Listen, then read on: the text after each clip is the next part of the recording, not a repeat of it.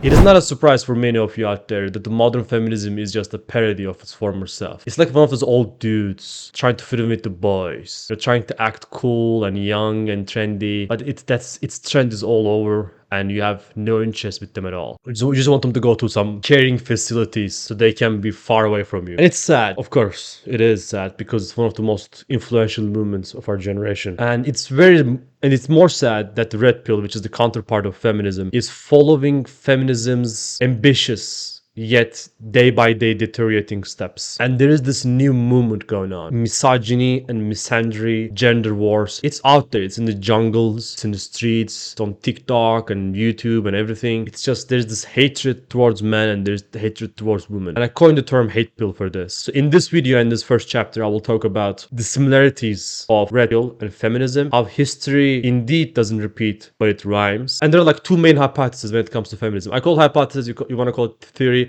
whatever you want to call it. The first one is there was this all-encompassing and ever-existed patriarchal structure in all of our systems in almost all human history for all countries ever. And the second one is for almost entire human history, we all suffered and we're broke and technologically not sophisticated enough to release the burden of reality from people, especially women, because unfortunately biological problematic aspects of biology affects women more than men. That's a good way to say that. It's a very sensitive topic and I'm trying to tiptoe my way around certain aspects of this conversation, keep myself in a position that maybe I am somewhat objective, I would say. But of course I'm a man, so whatever I say is gonna be misogynist. So the answer is always between things, right? I don't think it's the first hypothesis or the second one. I think the truth is in between. The more I read, I realize the second hypothesis, where almost all human people are oppressed, by the life itself, seems more reasonable to me. I'm not saying there was this class of people that always oppress other people. I'm not saying that. There was always this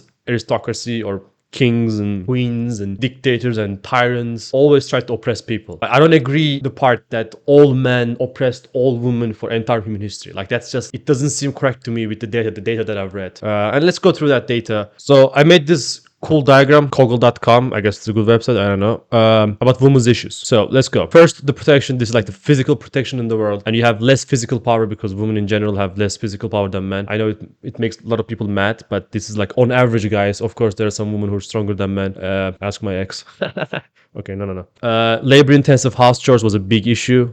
Okay, unexpected pregnancy, which was a big issue. High child mortality, unexpected pregnancy, and 4 to 6 childcare. I'm going to go into that. All of them are in the same category. So it's the pregnancy and being a mom, which is not easy, guys, at all. Cultural bias against women, of course, that existed. And money, because money is needed for other things, especially for protection. And emotional satisfaction. And this is like I say emotional satisfaction, but like emotional aspect of life, right? I also wanted to add that. Yeah. So when it comes to protection, the solution was army, of course. Like it's obvious, right? Army, wall, governments. For less physical power, what happened is there was less need for physical labor when technology improved. Low sanitation workplaces with modern sanitation and plumbing, like the fact that there's a tap water, those are crazy improvements. We forget how important these things are. Keep that in mind. Like the fact that we just took a shit a couple hours ago in a fresh water, you have to understand that's remarkable. Approximately 3.6 billion people. This is the 46% of population don't have adequate sanitation services. This is 2023, guys. Still half the population on the planet don't have access to sanitation, proper sanitation. And it's crazy to me how we're so ignorant about our past, about our recent past, and we always act like everything's so good. And yeah, a lot of Americans, they just talk about American history is the only history that ever existed in the entire planet. It didn't, okay? Like in the world, and we definitely shouldn't look at one thing just from one perspective. I grew up in Turkey, and I can tell you, and I will tell you the stories I have in Turkey, which is like a much more poorer country than US. And Turkey is not a poor country at all. Like we are in G20. I think we are are we G12? Let me see. 1, 2, 3, 15, 16, 17, 18, 19, 20. Euro era is one of the countries. Okay, so we are the last one, guys. How is that possible?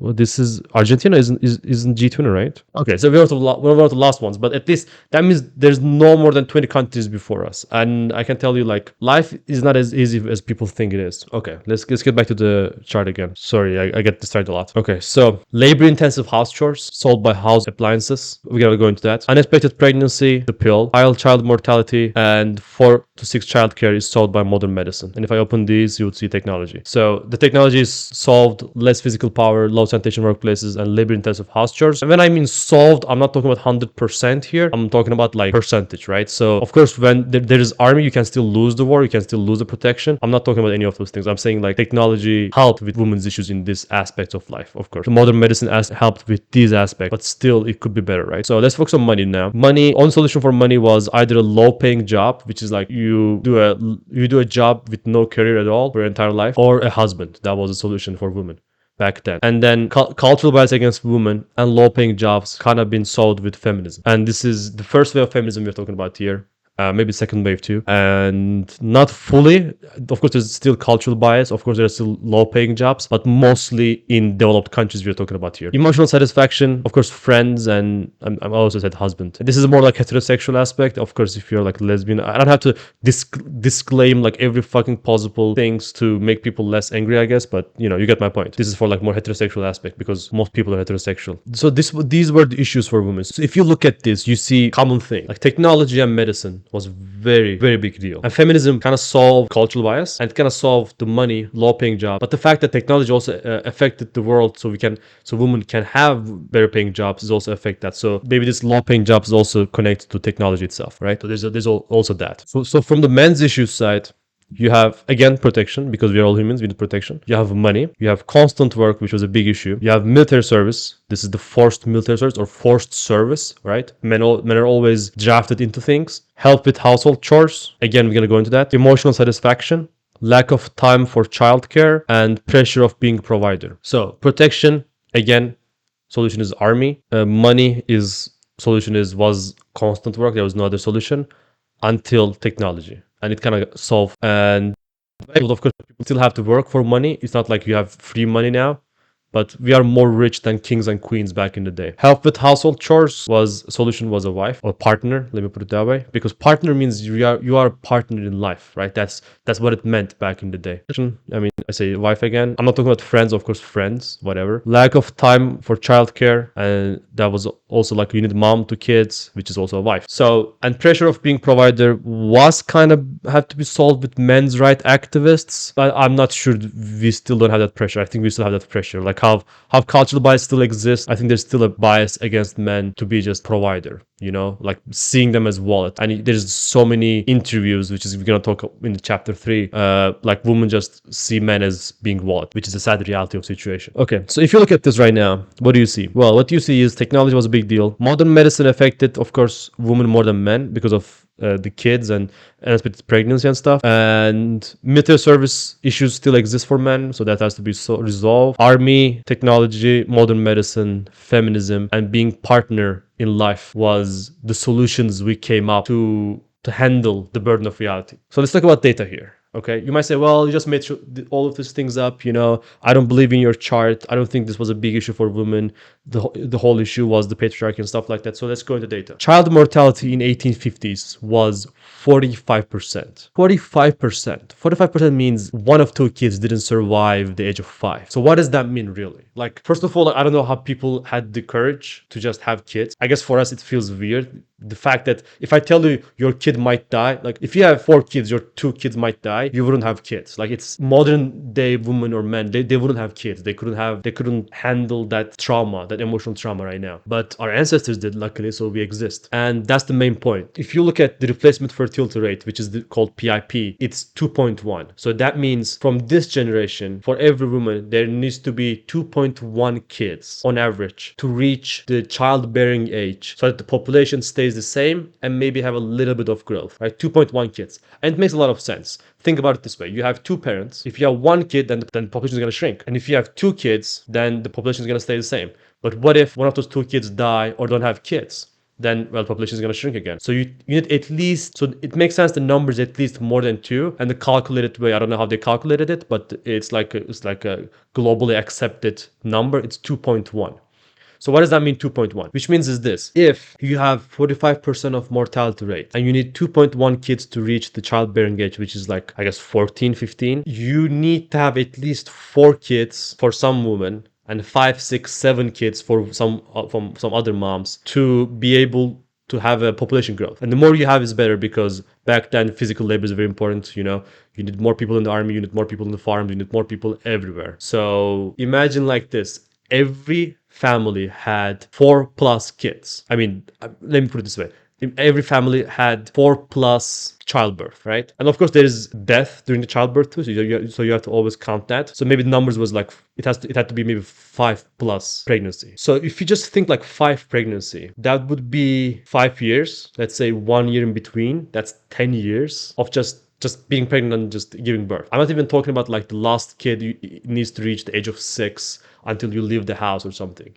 So being a mom was a full-time job, a career, you might say, for like 10+ years maybe. And you might say, well, when did we solve that? Let me show you. So, I mean, in 1800, 43% is dying. I'm sorry, it was 43% instead of 45 in 1800s, in early 1800s. And then 1850, you reach around 41%. 1880, 38, 36. Now we're in 1900s, guys. This is like 100 years ago. 32 right now. 1920. 100 years ago, one third of kids would die, and now you have 23% 2018. So when it went below 10%, I want to see. Okay, so in 1985, first time in human history, less than one out of 10 kids died because of diseases and stuff like that. It's crazy. 5% now, and now it is in 4%. Yeah, now I mean it's 2017. The data is crazy. It's very interesting. Okay, so that was child mortality. Second thing is household chores. Now we have this idea of like doing laundry. I'm doing laundry. Guys, no one is doing laundry. Okay, saying that I'm doing laundry is like saying I'm flying. Well, no, I'm just sitting on a plane while the plane flies, and I'm binge watching my TV shows. That's what you do in the laundry too. You just put everything in the machine, and then I come here and then I binge watch my TV shows. That's what I'm doing. Doing laundry is like a day and a half, 2-day job. It was. And when I was doing the research on this to see how long it would take, I found this beautiful channel. It's called Townsend, and this lady, I don't know her name, but she explains very well how to do laundry. Go check it out. I will put in the description. And yeah, this was in 18th century. This was 1700. And even my grandma, who passed away a couple years ago now, was telling me in 1960s, 70s Turkey, they didn't have like the modern laundry machine, right? They didn't have the old school washboard too. It was like a different machine, but you still had to do it for hours, and you would probably be sore for a couple of days. That's how she described. And my father and my uncles would help her to carry water from the well. So it's like, so the fact that we always think that like, oh, doing laundry is like 2-3 hours, it's not. It wasn't. And it feels bad because sometimes I'm too lazy to do laundry, and I can't even imagine that back then I had to take a whole day off just to do laundry, right? It's crazy. Just check out like how she describes doing laundry. The lower income people break down pretty fast because it takes a lot of work to do that. It's very hard on you, especially if you're doing it every single day. Yeah. Doing that to just your skin, to your your and hands. your elbows and shoulders Yeah. from the beating just break them out and rip them apart. So it's very, very harsh. Very, very harsh. Yeah. And it's just one thing, making bread, making pasta. We would make pasta. We called, what do we call pasta? Not macarna. So I didn't grow up in a village, but I grew up in, I spent a couple years with my grandma, I kind of grew up in this like farmhouse in my village. Back then there was like a lot of families in my village. There was like maybe 40, 45 families, and there's now 4 left. Everyone left the urban areas. Everyone left to get higher education and stuff like that. Now the farms are empty. Those 4 families are taking care of all the farms, paying them, like they're just sending back their owners like 20-30% of the profit, and they take the rest. It's crazy. But back then I remember there was no time. Like in farm life, there's no time. And for almost all human history, we lived rural.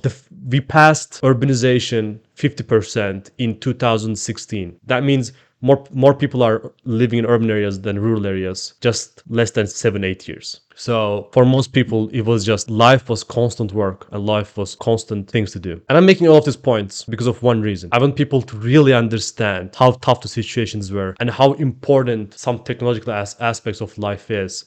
It came and it freed the people from life, from biology. So now let's talk about the pill. The pill is a birth control pill that stops the unexpected pregnancy, basically. It doesn't prevent 100%, but it prevents like a very high percentage for you to be able to almost make sure that you're not gonna have a very unexpected pregnancy. And there's of course the modern like abortion, and there's like condoms and stuff like that. So woman who doesn't want to have kids can make sure that they're not gonna have kids, right? That was a big deal. That was a big deal because of if you want to pursue a career, you don't have any surprises going on, which was a big deal. I don't think I even have to explain that. I just wanted to put that in this video so people say like, oh, you didn't even talk about the pill. Like, the pill is obvious, right? Like I talked about high child mortality and household chores because most people don't think about them a lot. But like, of course, the pill was important. Of course, the democracy didn't exist. I mean, it exists, but like, it didn't exist in 14th century Europe. Like, I don't have to explain those things. I'm talking about like the most, like more rarer statements to come up with new things that people was not aware of. So we talk about feminism. I want to make a point on how red pill came to be, like historically. We just talked about how technology made life easier for women.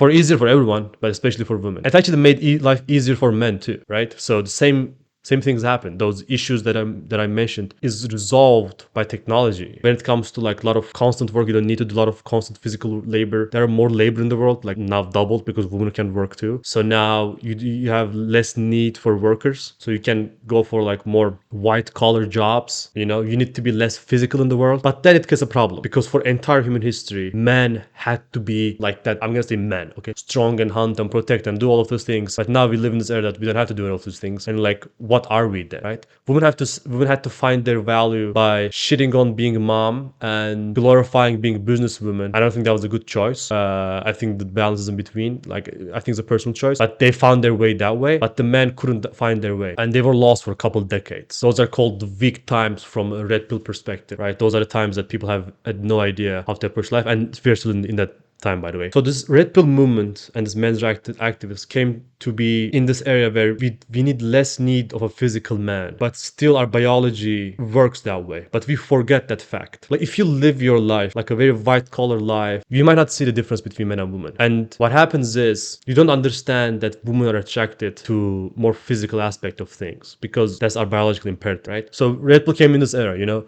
where top men don't want to commit because they don't need to commit. They can. I mean, of course, like why? Like I prefer long-term relationships than just one night stands, like flings or whatever. Like I'm more of like emotional romantic guy. For me, for example, even if I was rich, probably I would marry, right? I would do a prenup, but I would marry, probably. But like, do I need to? No, because I've been with this high value man, so-called, and literally like you don't need to do anything for female attention, which is crazy for man to experience that because I didn't experience that in my entire life, and most people will never experience that in their entire life. Like for men, it's always an uphill battle to get women's attention and their interest in you, right? So if you're one of those people, like, why would you just give away the freedom once you had to earn it for years of dedication and hard work? And being smart, being intelligent, being muscular, blah blah. Why would you just give it? It's a problem for a lot of people because now women are not happy because they know that their guys are being the guys they want to be with are being shared. For them, almost all men are like invisible, and men is a problem because now the top guys share. I don't like to use these terms, but like have multiple girlfriends, have multiple partners, or like they always, you know what I mean? It's like they always can be with new women. So now those women who have experienced that higher life and higher life and better man don't want to be with. And I'm not talking about this in like oh, if you're a very rich guy, then I mean, you're gonna get all the girls and women always want rich guys. No, it's not. That isn't how it works. It's like, of course you gotta be a good person, of course you gotta be nice, you gotta be a gentleman, you gotta be this, that. You're gonna have to have certain aspects of life that women find interesting. You have to be able to provide in a way that they don't feel like they're gold diggers, but they feel like they're princess. You know what I mean? Like that balance. So of course you need to have all of those things. But if you are a good guy, and if there's a good guy and who's also rich, of course he has a better chance than you. And the problem is, it's not just being rich, it's that most people are not good guys, they're just nice guys. So when I talk about like high value men and like this stuff like that, I'm not talking about like just money here. I'm not talking about like red pill was about money. It was all about understanding man's purpose and going back to its roots, and not to its roots in a way that is more primal. I think to find a modern solution to problems. Like gym is a modern solution to our problem, right? Like gym didn't have to exist 500 years ago because like, I mean, we were always at the gym all the time, man. Like we didn't need to go to gym, right? So red pill is like gym for men in modern life, like because we need. And I think there should be a new pill for women, like a purple pill, I guess, or pink pill, because a lot of women have a lot of delusion too. They have no, like how men have delusional about this aspect, and RedPill came. A lot of women are delusional too, and there should be a pill for that. I don't know what it will be, what it will be called. Not feminism, that's for sure. But there's definitely needs pill for that. Okay, guys, I think I've talked a lot. I see 48 minutes there. So you let this probably 10 minutes. If I got like 80% of it, you at least gonna see 10 minutes. So my whole point was RedPill and feminism is so similar, much more similar than what people realize. and they're not equivalent at all. And I say counterpart, but maybe not. But the idea is this: they all came to be a feminism and red pill in this era where there was huge changes in technology. There was huge changes in, like, there was like a lot of advents of political events, and feminism came in like 150 years ago, and red pill came about probably in like late 1990s, 2000s, and now it's more prominent with online dating and OnlyFans and stuff like that, and we'll go to that later on. But their history will be similar.